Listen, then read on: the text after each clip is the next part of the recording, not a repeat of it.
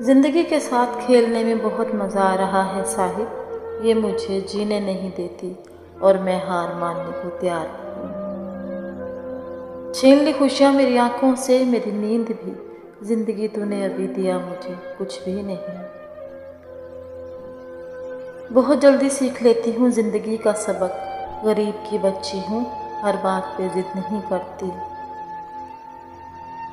अजीब है जिंदगी कैद में, दुनिया का हर इंसान रिहाई मांगता है और रिहा होने से डरता है। खौफ कहाँ मौत का, जिंदगी से डर लगता है। शिकायत कम और शुक्रिया ज़्यादा करने से ज़िंदगी आसान हो जाती है। ज़िंदगी के हैं दो जहां, एक ये जहां एक वो जहां। इसके दरमियान फासला एक सांस का, जो चलती रहे तो ये जहां, जो रुक जाए तो वो जहां।